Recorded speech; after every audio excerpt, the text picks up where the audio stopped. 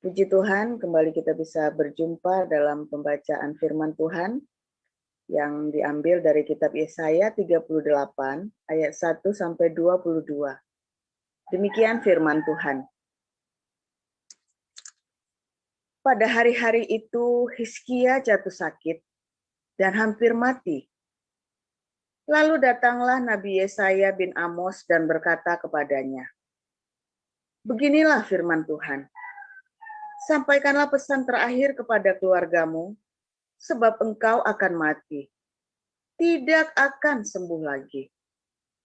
Lalu Hizkia memalingkan mukanya ke arah dinding, dan ia berdoa kepada Tuhan. Ia berkata, "Ah Tuhan, ingatlah kiranya bahwa aku telah hidup di hadapan-Mu dengan setia dan dengan tulus hati, dan bahwa aku telah melakukan apa yang baik di mata-Mu." Kemudian menangislah Hizkia dengan sangat. Maka berfirmanlah Tuhan kepada Yesaya, "Pergilah dan katakanlah kepada Hizkia, beginilah firman Tuhan, Allah Daud, bapa leluhurmu. Telah kudengar doamu dan telah kulihat air matamu. Sesungguhnya aku akan memperpanjang hidupmu 15 tahun lagi, dan aku akan melepaskan engkau dan kota ini dari tangan Raja Asyur, dan aku akan memagari kota ini. Inilah yang akan menjadi tanda bagimu dari Tuhan, bahwa Tuhan akan melakukan apa yang telah dijanjikannya. Sesungguhnya, bayang-bayang pada penunjuk matahari buatan Ahaz akan kubuat mundur ke belakang 10 tapak yang telah dijalaninya. Maka pada penunjuk matahari itu, matahari pun mundurlah ke belakang 10 tapak dari jarak yang telah dijalaninya. Karangan Hizkia, Raja Yehuda, sesudah ia sakit dan sembuh dari penyakitnya.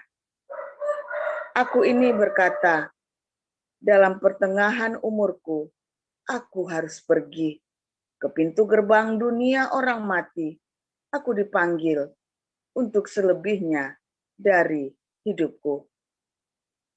Aku berkata, aku tidak akan melihat Tuhan lagi di negeri orang-orang yang hidup. Aku tidak akan melihat seorang pun lagi di antara penduduk dunia. Pondok kediamanku dibongkar dan dibuka seperti kemah gembala, seperti tukang tenun menggulung tenunannya. Aku mengakhiri hidupku. Tuhan memutus nyawaku dari benang hidup. Dari siang sampai malam, Engkau membiarkan aku begitu saja. Aku berteriak minta tolong sampai pagi. Seperti singa, demikianlah Tuhan menghancurkan segala tulang-tulangku. Dari siang sampai malam, Engkau membiarkan aku begitu saja. Seperti burung layang-layang, aku menciap-ciap. Suaraku redup seperti suara merpati. Mataku habis menengadah ke atas. Ya Tuhan, pemerasan terjadi kepadaku. Jadilah jaminan bagiku. Apakah yang akan kukatakan dan kuucapkan kepada Tuhan? Bukankah Dia yang telah melakukannya? Aku sama sekali tidak dapat tidur karena pahit pedihnya perasaanku. Ya Tuhan, karena inilah hatiku mengharapkan Engkau. Tenangkanlah rohku. Buatlah aku sehat. Buatlah aku sembuh. Sesungguhnya penderitaan yang pahit menuju keselamatan bagiku. Engkaulah yang mencegah jiwaku dari lubang kebinasaan. sebab Engkau telah melemparkan segala dosaku jauh dari hadapan-Mu. Sebab dunia orang mati tidak dapat mengucap syukur kepadamu, dan maut tidak dapat memuji-muji Engkau. Orang-orang yang turun ke liang kubur tidak menanti-nanti akan kesetiaan-Mu. Tetapi hanyalah orang yang hidup, dialah yang mengucap syukur kepadamu, seperti aku pada hari ini. Seorang bapa memberitahukan kesetiaan-Mu kepada anak-anaknya. Tuhan telah datang menyelamatkan aku. Kami hendak main kecapi seumur hidup kami di rumah Tuhan. Kemudian kata, baiklah aku dan ditaruh pada barah itu supaya sembuh. Sebelum itu, Hizkia telah berkata, apakah yang akan menjadi tanda bahwa aku akan pergi ke rumah Tuhan? Demikian pembacaan firman. Terima kasih Bu Nerliana. Dilanjutkan Bu Sarma dari 2 Korintus 5 ayat 1 sampai 21. Baik, saya akan membacakan kebenaran firman Tuhan yang terambil dari kitab 2 Korintus 5 ayat 1 sampai 21. Beginilah firman Tuhan. Sebab itu kami tidak tawar hati, tetapi meskipun manusia lahiriah kami semakin merosot, namun manusia batiniah kami dibaharui dari sehari ke sehari. Sebab penderitaan ringan yang sekarang ini mengerjakan bagi kami kemuliaan kekal yang melebihi segala-galanya, jauh lebih besar daripada penderitaan kami. Sebab kami tidak memperhatikan yang kelihatan, melainkan yang tak kelihatan, karena yang kelihatan adalah sementara, sedangkan yang tak kelihatan adalah kekal.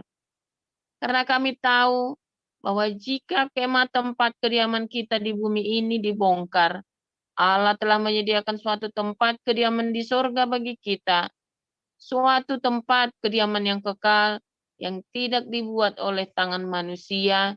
Selama kita di dalam kemah ini, kita mengeluh karena kita rindu mengenakan tempat kediaman surgawi di atas tempat kediaman kita yang sekarang ini.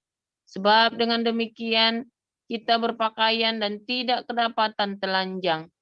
Sebab selama masih diam di dalam kemah ini, kita mengeluh oleh beratnya tekanan, karena kita mau mengenakan pakaian yang baru itu tanpa menanggalkan yang lama, supaya yang fana itu ditelan oleh hidup.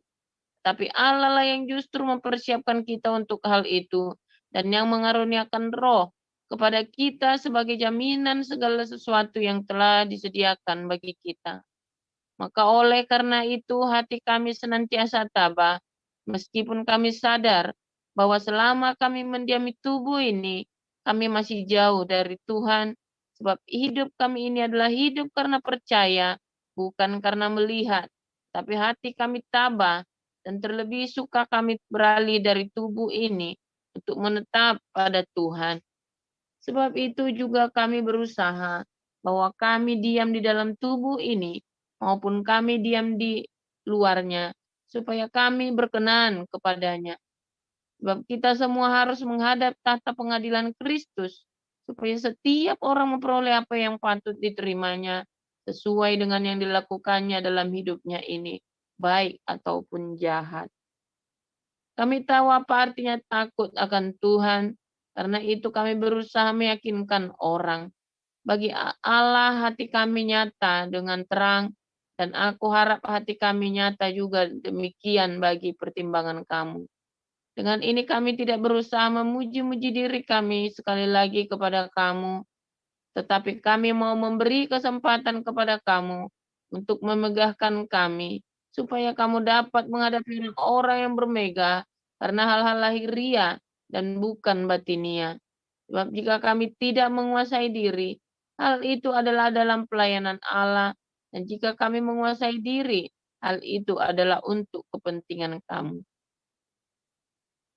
Sebab kasih Kristus yang menguasai kami, karena kami telah mengerti bahwa jika satu orang sudah mati untuk semua orang, maka mereka semua sudah mati.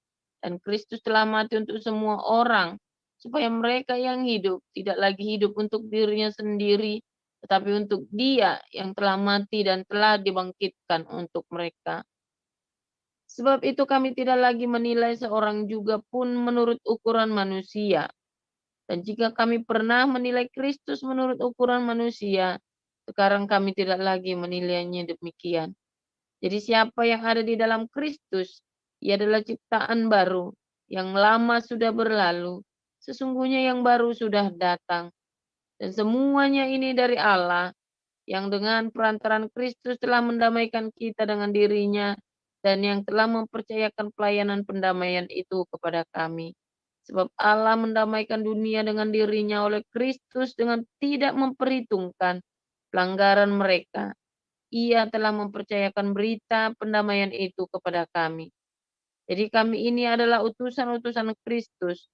Seakan-akan Allah menasihati kami dengan perantaran kami. Dalam nama Kristus, kami meminta kepadamu, berilah dirimu didamaikan dengan Allah. Dia yang tidak mengenal dosa, telah dibuatnya menjadi dosa karena kita, supaya dalam Dia kita dibenarkan oleh Allah. Demikian. Amin. Terima kasih Bu Sarma, terima kasih para rektor. Judul firman Tuhan pagi ini mempersiapkan kematian. Silakan Pastor Paul.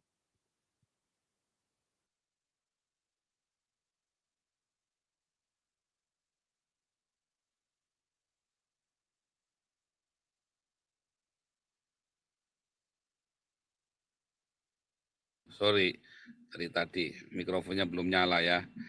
Oke, kita akan mulai. Saya akan share screen.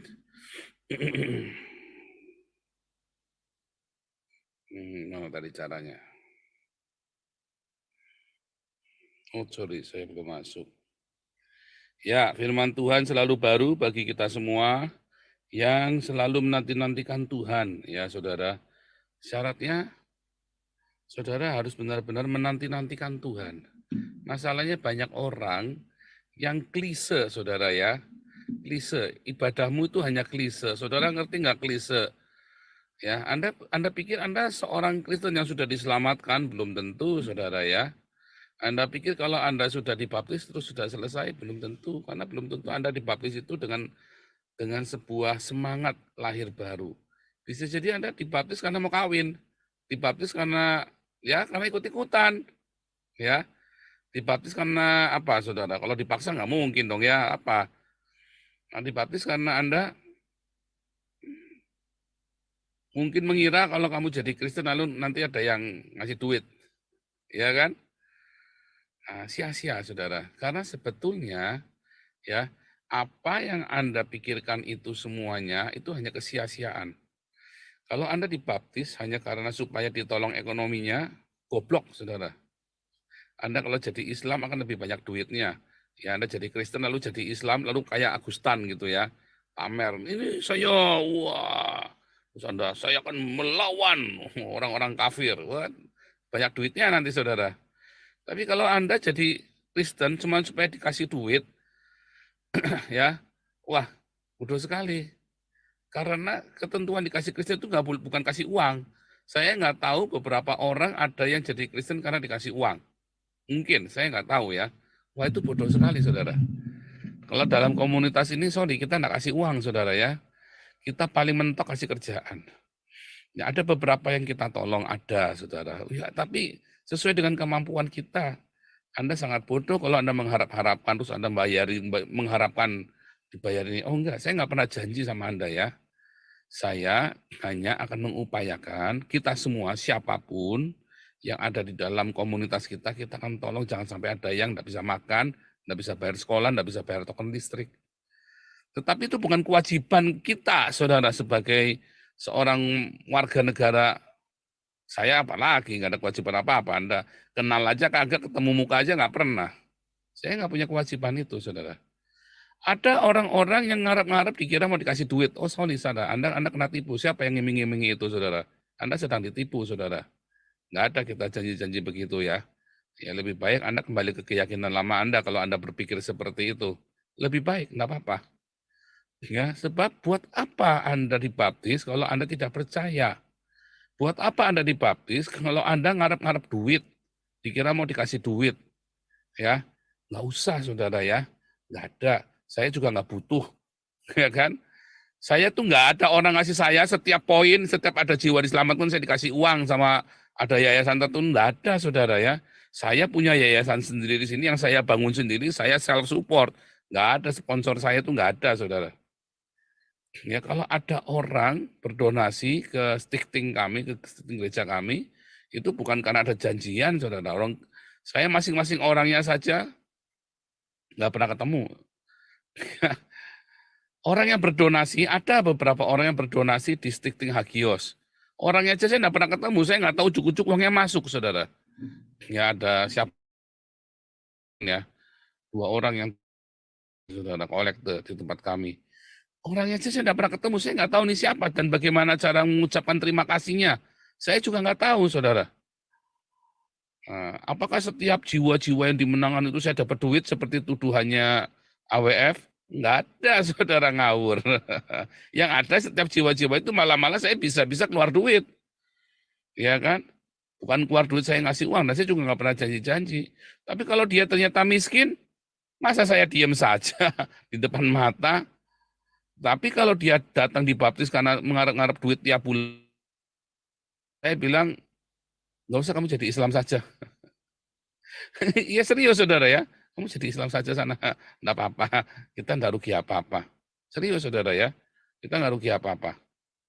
Tapi kalau Anda datang ke sini, komunitas ini, karena Anda ingin percaya dan Anda melihat kebaikan dari orang Kristen, ya kita sangat welcome, ya saudara.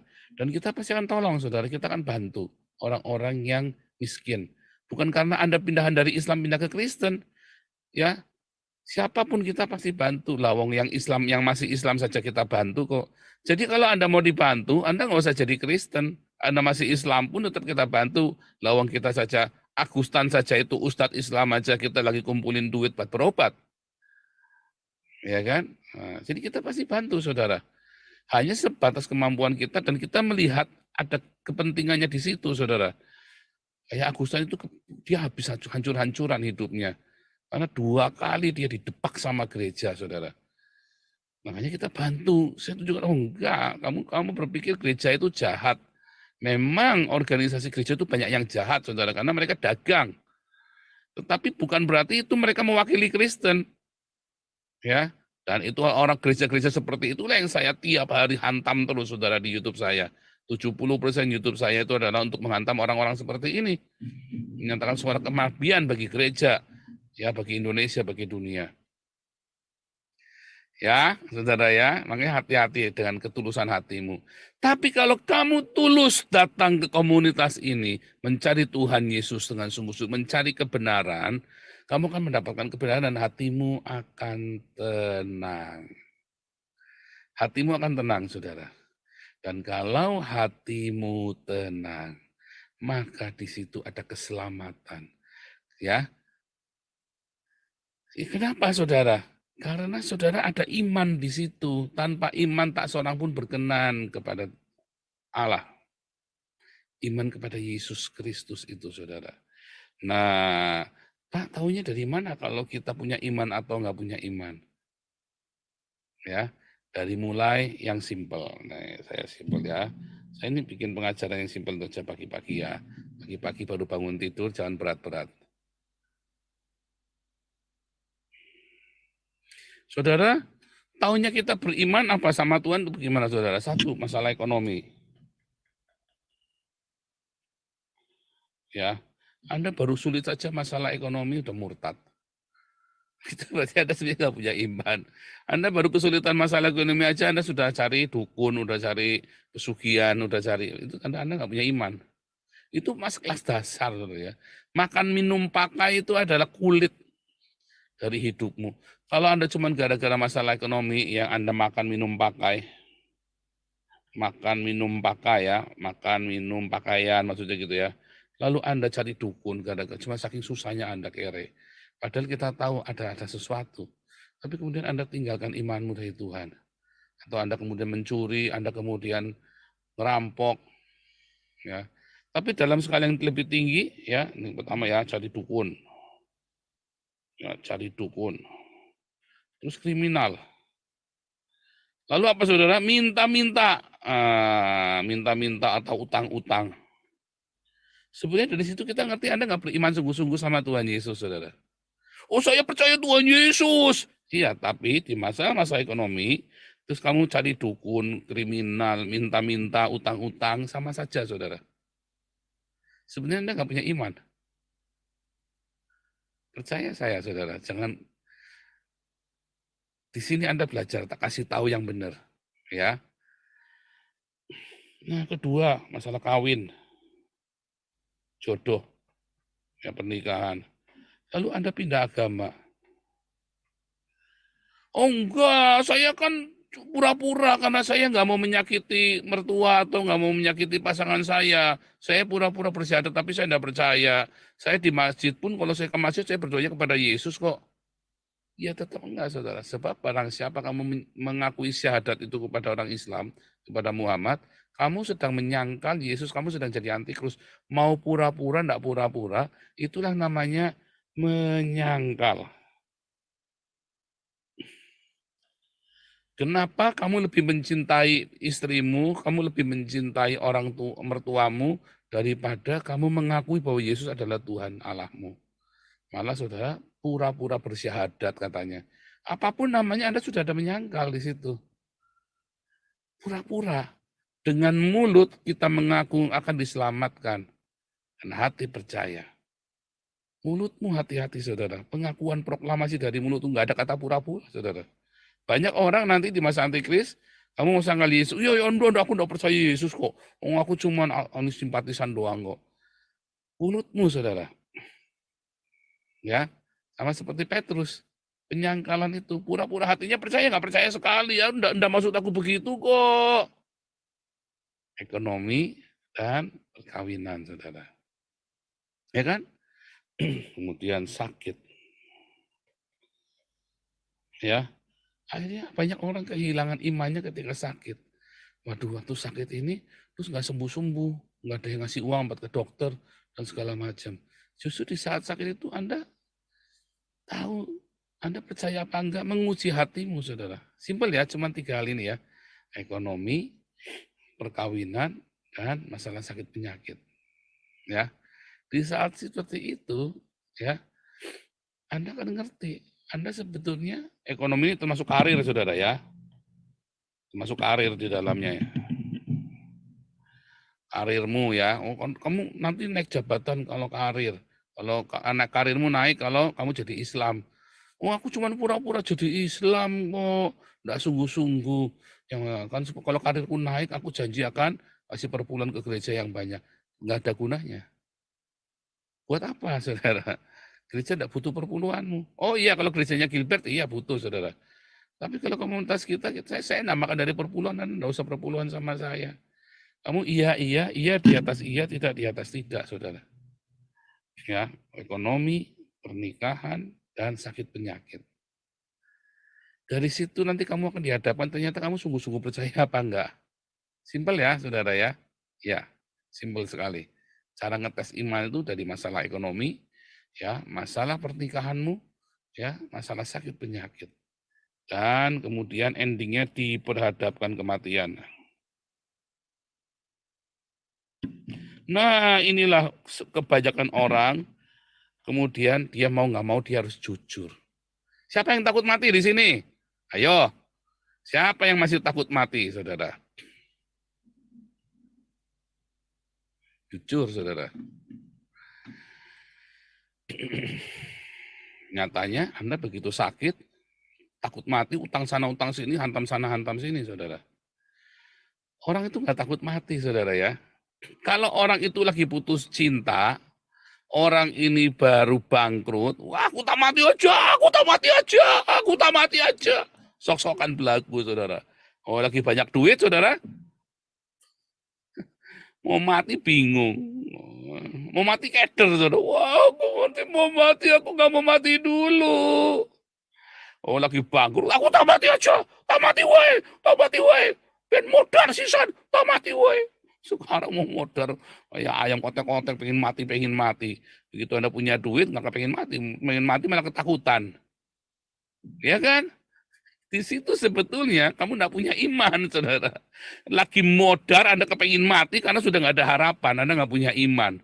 Lagi bangkrut, lagi putus cinta, ya istrimu dibawa orang, ya dibawa lari orang, ya suamimu dibawa lari orang. Oh, tak mati aja, aku tak mati aja. Anakmu baru anakmu tabrakan, mati, terus Anda juga tak mati aja, aku tak ikut mati aja. Tapi kamu ketika anakmu baru hebat-hebatnya, karirnya luar biasa, kamu lagi kaya-kayanya, ya dikasih tahu kena cancer stadium 4, berapa lagi, lama lagi, 6 bulan lagi kamu mati. Oh, aku gak mau mati, aku gak mau mati. Di satu, kamu tidak punya pengharapan, tidak punya iman. Di satu pihak, kamu diperhadapkan kepada kematian, kamu juga takut mati. Karena kamu segala yang nikmat ini. Ya kan? Nah, jadi sebenarnya maumu apa, saudara? Disitulah kita sama-sama tahu ternyata 99% orang Kristen pun gak punya iman, saudara. Oh, serem loh, saudara. Saudara coba bercermin. Jangan-jangan Anda salah satunya, saudara. Jangan-jangan Anda salah satunya loh. Anda gak punya iman loh. Kalau gitu selamat gak, Pak? Enggak lah, enak aja loh. Enggak selamat, saudara. Imanmu tuh nggak boleh cacat loh, saudara. Nggak boleh cacat, enak asal ngaku saja Yesus. Zaman damai ngaku-ngaku gampang, saudara. Zaman lagi gampang ngaku-ngaku Yesus Tuhan dan Juru Selamat, Yesus adalah Allah, gampang, saudara. Kalau zaman-zaman lagi sulit itu, nah disitulah sebenarnya imanmu itu dinyatakan, diuji. Dalam masalah ekonomi, ya kamu lagi kurang, nggak bisa bayar sekolah anakmu, kamu utang-utang, disitulah sebenarnya imanmu lagi dinyatakan. Bersyukurlah kamu sekarang yang lagi miskin. Ya, kamu mau berharap Jehovah Jireh, atau kamu mau berharap kepada Bu Vivin, ngutangin, atau cari pinjaman, tabrak sana, tabrak sini. Kalau Anda masih utang sana, utang sini, sebenarnya Anda nggak punya iman loh. Jangan bilang Anda nanti selamat masuk surga. Bullshit, saudara. Nggak akan, saudara. Iman itu nggak boleh cacat loh, harus sempurna loh, saudara. Iman itu. Sekecil apapun imanmu, ya aku percaya Tuhan cukupkan. Batin aja, ya. Nggak usah, nanti saya pasti akan kaya raya. Oh, nggak perlu. Anda punya sekecil apapun, ya pasti nanti ada pertolongan Tuhan. Kalau nggak ada gimana? Ya mati, udah. Nggak apa-apa. Itulah penyerahan, itulah iman, saudara. Masih utang-utang, masih sahabat sana, sahabat sini. Berarti Anda nggak punya iman. Anda mau menikah, nanti jodohnya gimana? Entah sahabat dulu. Gara-gara dia Islam, bapaknya Islam, ya saudara, saya nggak mau nyangka Yesus, kalau gitu tak metengin dulu, diboking dulu, saudara, dihamilin dulu. Anda nggak punya iman sebetulnya. Kalau Anda punya iman, Anda tunggu dia, saudara. Injili dia, injili bapaknya. Kalau Anda punya iman, jangan sampai kamu Anda nggak punya, oh salah, saudara. Hati-hati ya. Iman itu harus sempurna, saudara. Kecil tapi benar-benar iman. Tidak goyah sedikit pun. Itu yang namanya iman. Ya. Ini lagi sakit. Ya, wah kejang-kejang Anda kudu minta cari obat yang paling mahal supaya Anda sembuh. Udah bangkrut, udah kolaps. Oh jangan, saudara. Sudah cukup. Biaya pergian, udah. Anda kasih budget sekian biayanya. Lebih dari itu saya harapkan sama Tuhan. Mati gimana? Ya enggak apa-apa. Balik lagi. Diperhadapkan kematian. Kalau mati gimana? Sudah sama Tuhan Yesus. Itu iman, saudara. Makanya sewaktu kamu hidup, sewaktu kamu berkelimpahan, ikuti, saudara, berbagi, mengampuni, mengasihi, mengampuni, memberkati. Ya, saudara ya, hidup bersahaja. Jaga hidupmu dalam kekudusan. Jangan lagi banyak duit, rajin ke Alexis, saudara. Lagi banyak duit, Anda rajin diakonia. Lagi susah, lagi paceklik, tetap diakonia, tetap berbagi. Ucap syukur sama Tuhan. Itu iman, saudara. Seperti Ayub, itu iman yang tidak tergoyahkan. Ya, iman itu nggak boleh cacat celah, nggak ada, saudara, nggak luput, saudara. Ya, Karena di dalam kata iman, ya, imanu, ada kata apa? Kesetiaan di sana. Endure. Ada kesetiaan, endure, kekal, kesetiaan, loyal. Iman itu bukan hari ini beriman, besok enggak, aduh besok aku gugur, nanti lusa aku beriman lagi. Oh enggak, saudara. Makanya di dalam diperhadapkan kepada kematian, orang hancur, saudara. Banyak yang hancur gugur imannya. Justru di saat-saat mau menjelang kematiannya. Ya. Nah, lalu Hizkia gimana, Pak? Hizkia dia takut mati. Kenapa, saudara? Karena waktu dia mati, dia akan masuk ke Hades. Semua orang di dalam perjanjian lama, kalau mati, Nabi pun perginya ke Hades. Dari Adam sampai ke Yesus. Mati langsung masuk ke Hades, saudara. Dari Adam sampai Yesus. Tetapi ketika Yesus bangkit, semua orang-orang ini dibawa ke paradiso. Anda dan saya, ya, hari ini kalau Anda sungguh-sungguh percaya kepada Tuhan Yesus, maka Yesus adalah Raja kita. Maka kita ini sedang membawa kerajaan Allah. Artinya Yohanes 3 ayat 18, barang siapa percaya, dia diselamatkan. Barang siapa tidak percaya, dia sudah dibawa penghukuman.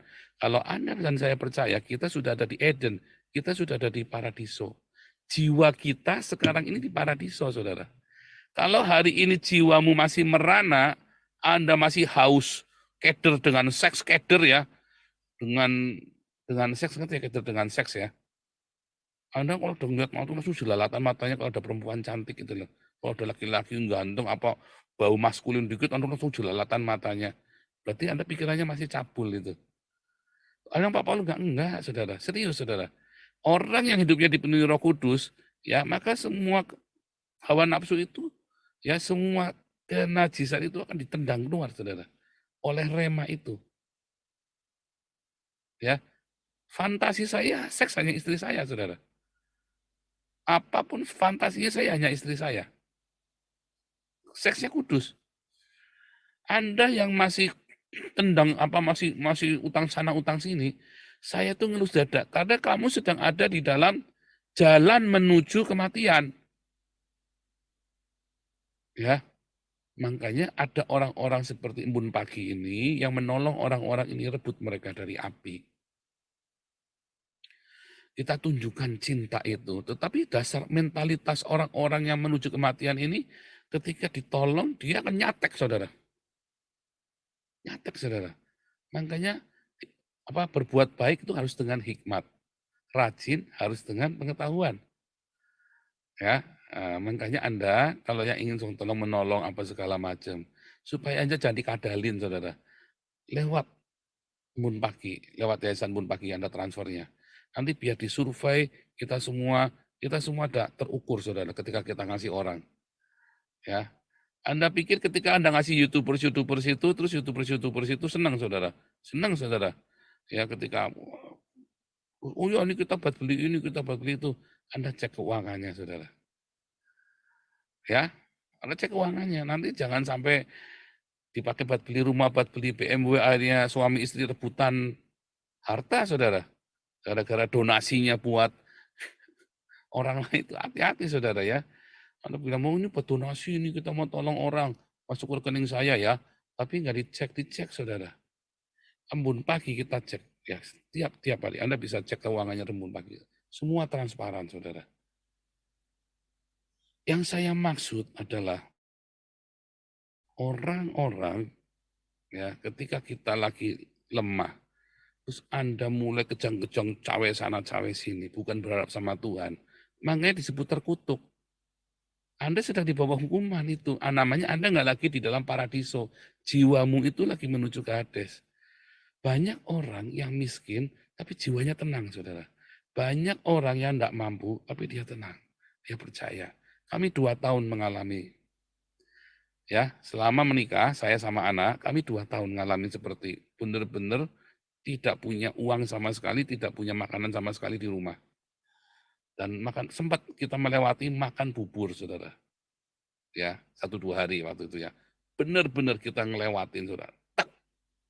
Satu titik, kita sampai kaget kita ngalamin begitu. Tetapi Ya, kita ngalami ya makan telur dibagi itu tapi hanya beberapa hari.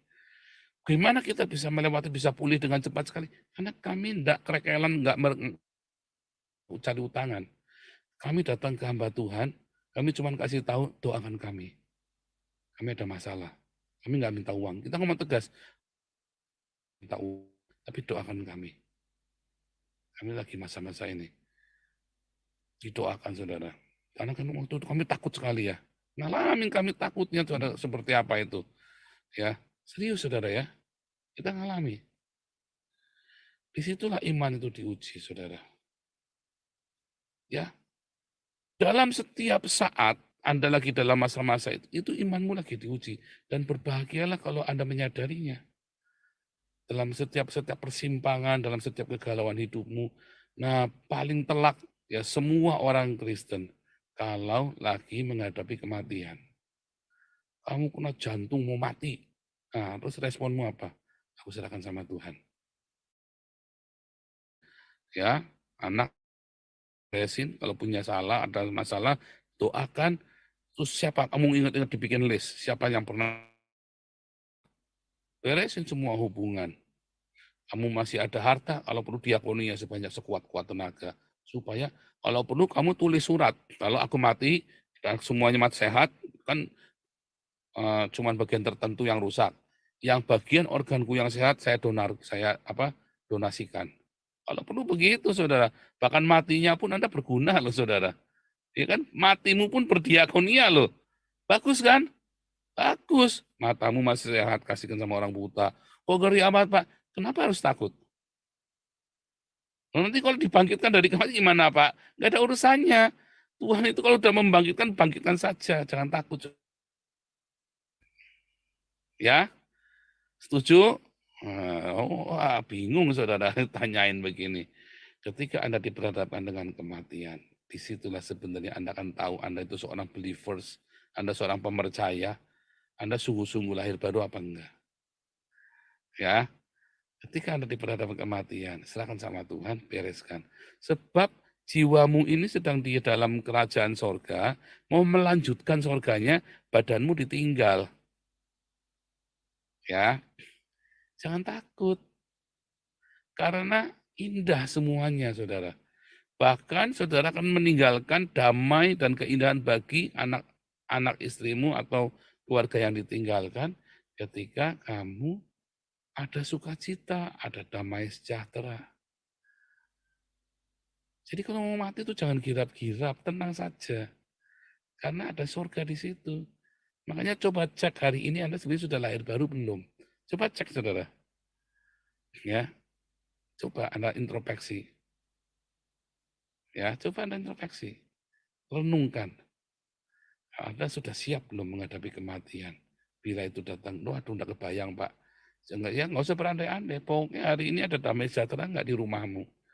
Ada perdamaian nggak? Ada rekonsiliasi nggak di rumahmu? Ada cinta nggak di rumahmu? Apa cuma ada gosip dan kejengkelan demi kejengkelan? Dipersiapkan selalu kematian itu. Ya, saudara ya, persiapkan bersama dengan Tuhan Yesus. Jangan takut, saudara ya, karena Ia sungguh beserta denganmu, Immanuel. Tuhan Yesus memberkati.